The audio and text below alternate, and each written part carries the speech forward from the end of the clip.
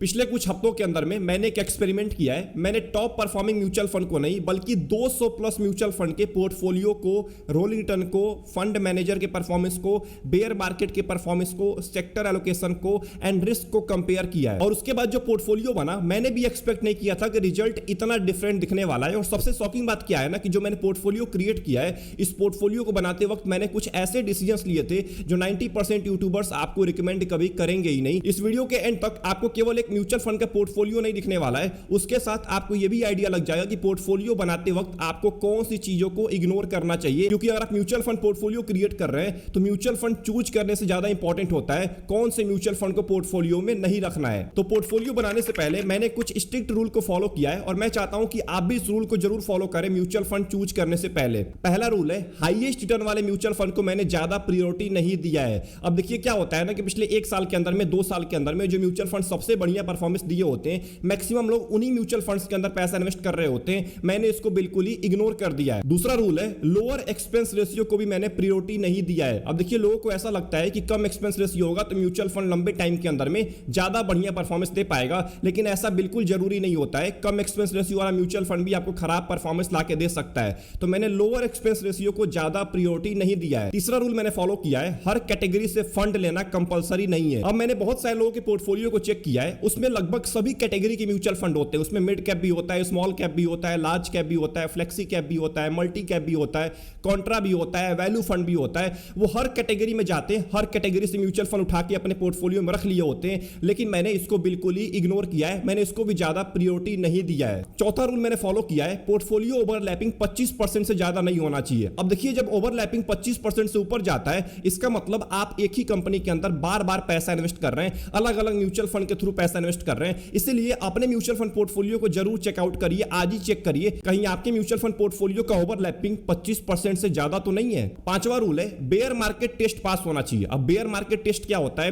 देखिए पिछले 2 साल से लगातार इंडियन मार्केट में कोई भी रिटर्न नहीं बन रहा है। इस 2 साल के अंदर में क्या वो म्यूचुअल फंड सबसे ज्यादा नीचे गिर चुका है, या इन 2 साल के अंदर में भी वो परफॉर्मेंस लाके दे रहा है? कोविड के टाइम में जब मार्केट की हालत खराब थी, उस टाइम पे इस म्यूचुअल फंड ने कैसा परफॉर्मेंस लाके दिया था? मतलब जब भी बेयर मार्केट आया है 2020 का, 2022 का, 2024 से लेकर अभी तक का, इस टाइम के अंदर में मेरा म्यूचुअल फंड कैसा परफॉर्मेंस दे रहा है, ये मैटर करता है। अगला रूल है, रोलिंग रिटर्न स्टेबल होना चाहिए। देखिए जो CAGR होता है, जो आप नॉर्मली देख रहे होते हैं, उससे ज्यादा इंपॉर्टेंट होता है रोलिंग रिटर्न। तो अपने म्यूचुअल फंड का रोलिंग रिटर्न जरूर चेकआउट करिएगा, पिछले 5 साल का, पिछले 3 साल का जरूर चेक करिए, ताकि आपको आइडिया लग पाए कि आपके म्यूचुअल फंड का एक्चुअल परफॉर्मेंस कैसा है। एंड आखिरी रूल है, फंड मैनेजर का कन्विक्शन। अब देखिए म्यूचुअल फंड के अंदर क्या होता है कि जब आप पैसा जमा करते हैं तो आपके पैसे को कोई और इंसान उठा के स्टॉक्स के अंदर इन्वेस्ट कर रहा होता है, और अगर आपको उसी इंसान के बारे में आइडिया नहीं है कि वो कैसे पैसा इन्वेस्ट करता है, उसका इन्वेस्टमेंट स्टाइल क्या है, उसका एक्सपीरियंस क्या है, बेयर मार्केट के अंदर में उस फंड मैनेजर ने कैसा परफॉर्मेंस लाके दिया था, तब तक आप म्यूचुअल फंड के अंदर पैसा इन्वेस्ट कर ही क्यों रहे? क्योंकि म्यूचुअल फंड के अंदर आप किसी और के ऊपर डिपेंडेंट होते हैं। तो इन रूल्स को मैंने फॉलो किया है, और फॉलो करने के बाद एक ऐसा पोर्टफोलियो क्रिएट किया है जो एक एग्रेसिव इन्वेस्टर के लिए, मतलब जो अल्ट्रा एग्रेसिव इन्वेस्टर है,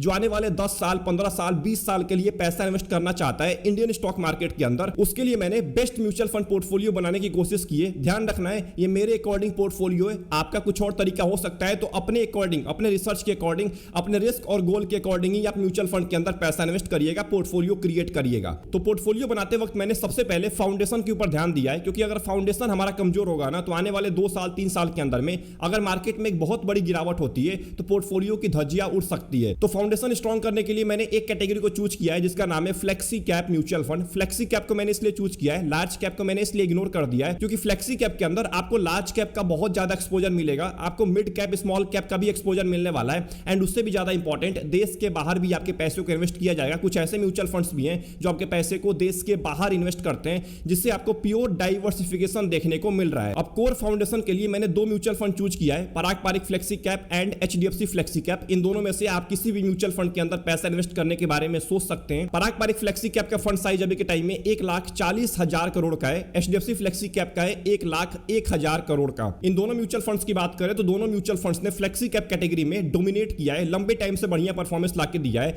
और फंड साइज बढ़ने के बाद भी इन म्यूचुअल फंड्स ने मार्केट करेक्शन के अंदर में आपके पोर्टफोलियो को बचा के रखा है। इन म्यूचुअल फंड्स को पोर्टफोलियो में इसलिए नहीं रखना है कि आपको बहुत ज्यादा रिटर्न मिलता रहेगा, इनको इसलिए पोर्टफोलियो में रखना है ताकि अगर मार्केट में गिरावट हो, मार्केट अनस्टेबल रहे, मार्केट में स्टेबिलिटी की बहुत ज्यादा कमी रहे, उस टाइम पे म्यूचुअल फंड फंड्स आपको परफॉर्मेंस देते रहे, आपके पोर्टफोलियो को नीचे गिरने से बहुत ज्यादा बचा पाए। पारंपरिक फ्लेक्सी कैप आपके पैसे को लार्ज कैप के अंदर 64% इन्वेस्ट करता है, मिड कैप में 1% एंड स्मॉल कैप में 2%। ये आपके पैसे को लगभग 10 से लेकर 12% देश के बाहर भी इन्वेस्ट कर रहा होता है। वहीं पे HDFC flexi cap large cap में 75% इन्वेस्ट करता है, मिड कैप में 9%, स्मॉल कैप में भी 9% एंड अदर्स के अंदर 5% है। तो यहां पे आपको मिड कैप स्मॉल कैप का भी थोड़ा बहुत एक्सपोजर मिल जाएगा। इन दोनों म्यूचुअल फंड को मैंने पोर्टफोलियो में इसलिए चूज किया है क्योंकि कैपिटल प्रोटेक्शन के ऊपर मेरा ज्यादा फोकस है।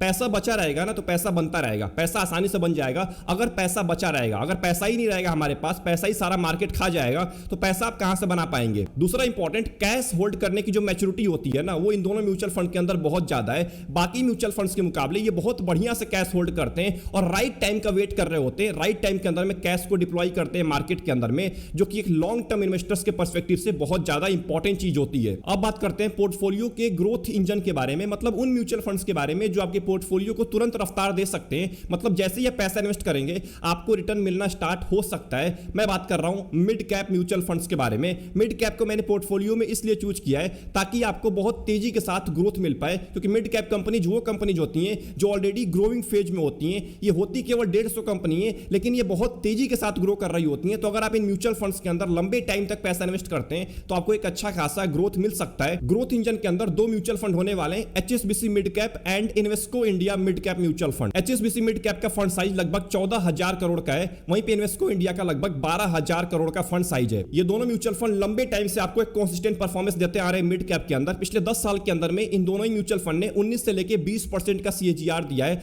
जो कि मिड कैप कैटेगरी में बहुत बड़ी बात होती है अगर आपको 20% तक का सीएजीआर मिल रहा है। एचएसबीसी के पोर्टफोलियो के बारे में बात करें तो लार्ज कैप के अंदर 4% का वेटेज है, मिड कैप में 74% का वेटेज है, स्मॉल कैप में 9% आपके पैसे को इन्वेस्ट करता है। वहीं अगर हम इन्वेस्को मिड कैप की बात करें तो लार्ज कैप में 17% का वेटेज है, मिड कैप में लगभग 64% का वेटेज है, स्मॉल कैप में लगभग 18% आपके पैसे को इन्वेस्ट करता है। मतलब कुल मिलाकर दोनों ही म्यूचुअल फंड के अंदर आपको मिड कैप में एक्सपोजर ज्यादा मिलने वाला है, but Invesco India mid cap small cap में भी ज्यादा पैसा इन्वेस्ट कर रहा है, लगभग 18% के आसपास। तो यहां पे आपको मिड कैप और स्मॉल कैप दोनों का एक्सपोजर मिल जाएगा। ये दोनों ही म्यूचुअल फंड का शार्प रेशियो बहुत बढ़िया है, लंबे टाइम से अपने कैटेगरी एवरेज से बहुत ही बढ़िया परफॉर्मेंस लाके दे रहे हैं। रिस्क एडजस्टेड रिटर्न बहुत बढ़िया है, लेकिन ध्यान रखना है दोनों ही म्यूचुअल फंड का स्टैंडर्ड डेविएशन बहुत ज्यादा है, लगभग 19-20 के आसपास है। इसका मतलब पिछले कुछ सालों के अंदर में बहुत ज्यादा वोलेटिलिटी देखने को मिला है। बीटा भी 1 से ज्यादा है, मतलब गिरावट भी आपको ज्यादा देखने को मिल सकता है। तो अगर आप एक अल्ट्रा एग्रेसिव इन्वेस्टर हैं, अगर आपका गोल 15-20 साल का है, तभी आप इन म्यूचुअल फंड्स को चूज करने के बारे में सोचिएगा। अब बात करते हैं पोर्टफोलियो के वेल्थ जनरेटर के बारे में, जो एक्चुअल में लंबे टाइम में वेल्थ क्रिएट करके देते हैं, जिसका नाम है स्मॉल कैप म्यूचुअल फंड।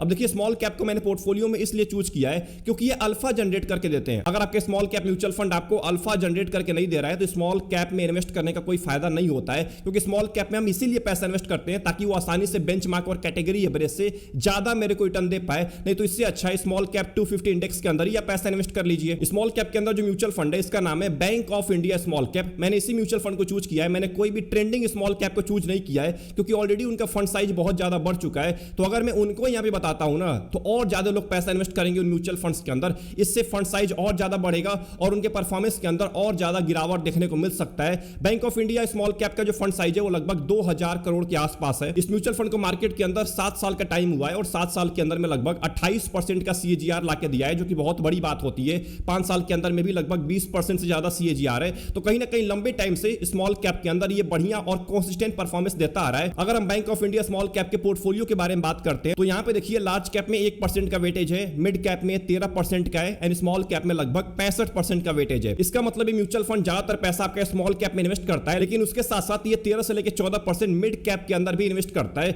अगर हम इसके रिस्क के बारे में बात करते हैं तो स्टैंडर्ड डेविएशन 20 से भी ज्यादा है। इसका मतलब बहुत ही ज्यादा वोलेटिलिटी देखने को मिलता है शॉर्ट टर्म के अंदर में। तो अगर आप एक अल्ट्रा एग्रेसिव इन्वेस्टर हैं, अगर आपका गोल 15 से लेकर 20 साल का है, तभी आप इस म्यूचुअल फंड को पोर्टफोलियो में रखने की कोशिश करिएगा। नहीं तो आप केवल कुछ ही महीनों के अंदर में इस म्यूचुअल फंड से पैसा निकाल लेंगे। ये बहुत ज्यादा वोलेटाइल होता है शॉर्ट टर्म के अंदर में। अब जो आखिरी म्यूचुअल फंड होने वाला है वो है डाइवर्सिफाइड म्यूचुअल फंड। ये एक ऐसा म्यूचुअल फंड है, एक ऐसी म्यूचुअल फंड कैटेगरी है जो आपके पैसे को हर एक एसेट क्लास में इन्वेस्ट कर रहा होता है। गोल्ड के अंदर भी, इक्विटी के अंदर भी, डेट के अंदर भी, सिल्वर के अंदर भी, रियल एस्टेट के अंदर भी, हर जगह आपके पैसे को डाल रहा होता है। इसका नाम है मल्टी एसेट एलोकेशन फंड। मतलब ये मल्टी एसेट के अंदर आपके पैसों को इन्वेस्ट करता है। मल्टी एसेट के अंदर जो म्यूचुअल फंड है इसका नाम है quant multi asset allocation fund. Quant multi asset का जो फंड साइज है वो लगभग 5000 करोड़ के आसपास है। लंबे टाइम से ये mutual fund multi asset category category के अंदर डोमिनेट कर रहा है बहुत लंबे टाइम से। 10 साल के अंदर में लगभग 19 से लेकर 20% का सीएजीआर दिया है, 5 साल के अंदर में भी 20% का सीएजीआर लाके दिया है। और जब मार्केट की हालत खराब है पिछले 1 से लेकर 2 साल के अंदर में,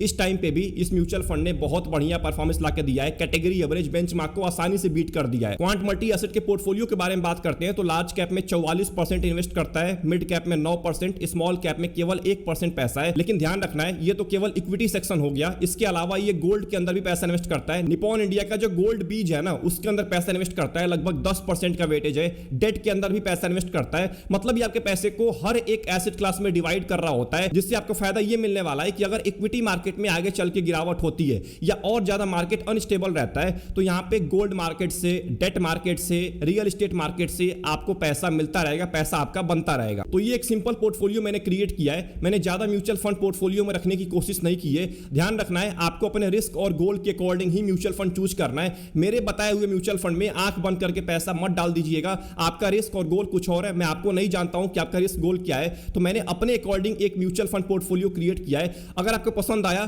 तो लाइक जरूर कर दीजिएगा इस वीडियो को, एंड कमेंट बॉक्स में टाइप करके ये बताइए कि इन म्यूचुअल फंड में से आप कौन से फंड के अंदर पैसा इन्वेस्ट करते हैं। उससे भी ज्यादा इंपॉर्टेंट, मैंने सीएजीआर को चेंज नहीं किया है, मैंने एसेट अंडर मैनेजमेंट को चेंज नहीं किया है, मैंने रेटिंग को चेंज नहीं किया है, मैंने यूट्यूब रिकमेंडेशन को चेंज नहीं किया है, मैंने रिटर्न को चेंज नहीं किया है, मैंने 10 फंड का चिड़ियाघर बना के नहीं रखा है पोर्टफोलियो के अंदर। मैंने सिंपल 3 से लेकर 4 कैटेगरी रखा है। इन 3 से लेकर 4 कैटेगरी मैक्सिमम इन्वेस्टर के लिए इनफ होने वाली है। किसी को भी 10 म्यूचुअल फंड की जरूरत नहीं होती है। अगर आप 10 म्यूचुअल फंड आज भी लेके बैठे हुए हैं ना, इतना बताने के बाद भी, तो शायद आपको पता नहीं है कि म्यूचुअल फंड में पैसा कैसे इन्वेस्ट किया जाता है। सबसे पहले तो चिड़ियाघर बनाना बंद करिए पोर्टफोलियो को। आप उन्हीं म्यूचुअल फंड को रखिए पोर्टफोलियो के अंदर जो बहुत ज्यादा जरूरी है, जो आपके गोल के अकॉर्डिंग बने हुए। फालतू म्यूचुअल फंड को पोर्टफोलियो से निकालिए, कोई जरूरत नहीं होती है। फालतू का एक्सपेंस रेशियो ही पे कर रहे होते हैं। तो अगर आपको इस पूरे वीडियो से कुछ भी सीखने को मिला है तो वीडियो को जरूर लाइक कर दीजिएगा एंड चैनल को जरूर सब्सक्राइब कर लीजिएगा। आप में से मैक्सिमम लोग सब्सक्राइब करना भूल जाते हैं। ऐसी इंपॉर्टेंट वीडियोज आप रोज मिस करने वाले, मैं बार बार बोलता हूं, रोज मिस करने वाले अगर आप सब्सक्राइब नहीं करेंगे। मिलते हैं नेक्स्ट इंपॉर्टेंट वीडियो के अंदर। अपना ध्यान रखिए। Best of luck,